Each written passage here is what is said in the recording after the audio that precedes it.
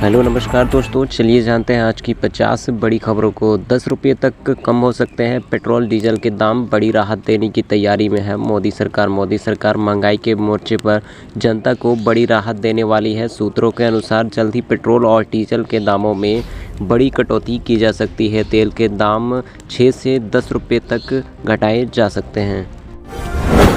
साल 2024 में बदल जाएगी आपकी सैलरी, मिलेगा 3 दिनों का वीक ऑफ, जाने क्या है सच्चाई। साल 2024 आने में अब चंद घंटों का समय बचा है। नव वर्ष में आम लोगों को सरकार से तोहफे का हमेशा से इंतज़ार रहता है। महंगाई से परेशान लोगों को उम्मीद रहती है कि सरकार राहत की घोषणा करेगी। सबकी नज़रें आम बजट पर रहती है। वैसे में एक बार तेज़ी से वायरल हो रही है, जिसमें नए साल में लोगों को सैलरी और सप्ताह में मिलने वाली छुट्टी को लेकर दावे किए जा रहे हैं। खबर में दावा किया जा रहा है कि नए साल में केंद्र सरकार आम लोगों की सैलरी और वीक ऑफ को लेकर बड़ी घोषणा कर सकती है। Jio happy new year offer. Reliance Jio का happy new year offer unlimited calling. नए साल से पहले ही रिलायंस जियो ने अपने ग्राहकों के लिए नए साल का जश्न शुरू कर दिया है और उनके लिए एक ऐसा प्लान लॉन्च किया है जिसमें आकर्षक फ़ायदे दिए जाएंगे। यह एक आकर्षक रिचार्ज प्लान है जिसमें ग्राहकों की ज़रूरतों को ध्यान में रखते हुए लॉन्च किया गया है। इस रिचार्ज प्लान की कीमत 2999 है।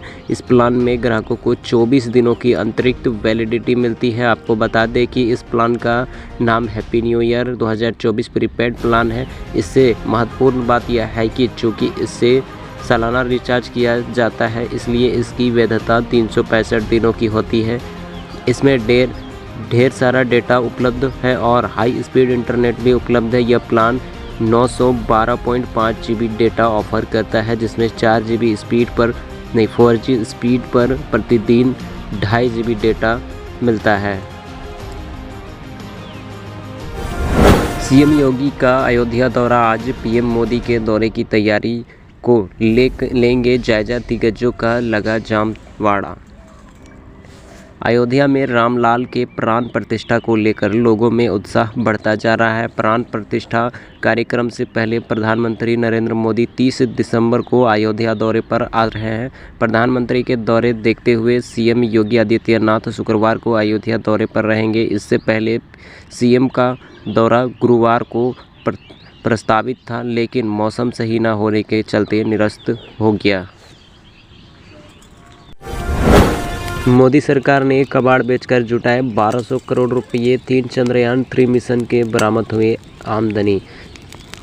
चंद्रमा पर भारत के सफल चंद्रयान 3 मिशन की लागत लगभग 600 करोड़ रुपये थी।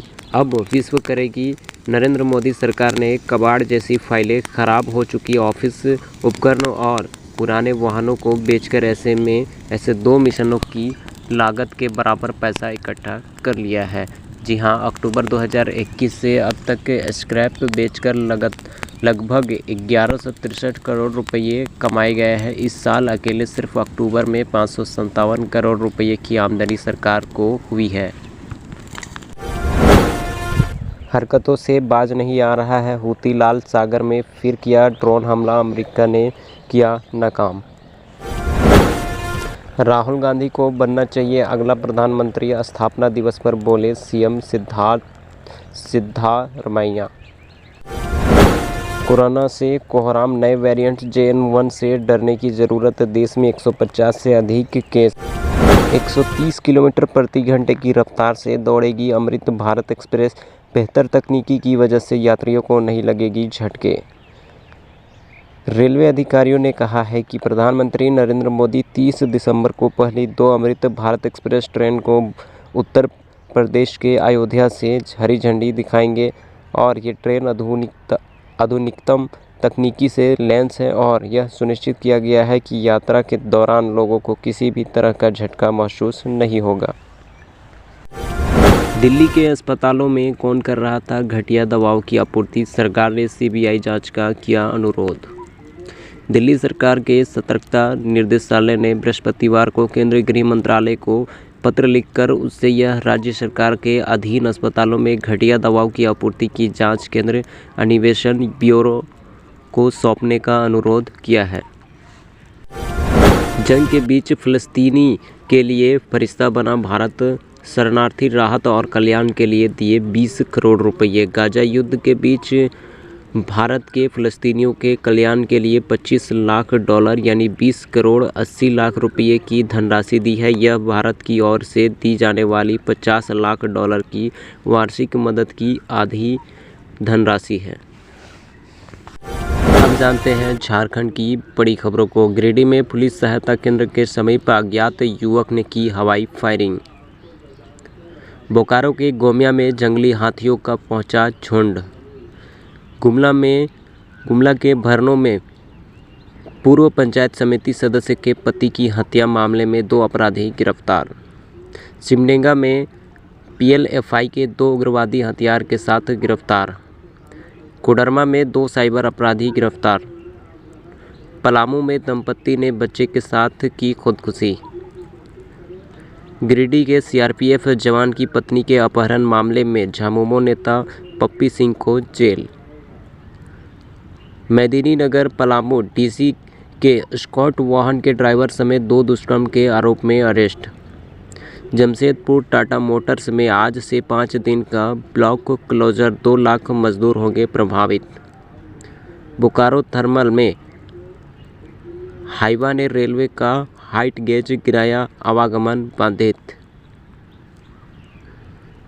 कांग्रेस का 139वां स्थापना दिवस आज रांची के कांग्रेस भवन में वधु तिर्की करेंगे झंडोत्तोलन। रांची में हैवानियत की हदें पार, 54 साल की महिला से दुष्कर्म के बाद पत्थर से कुचलकर मार डाला।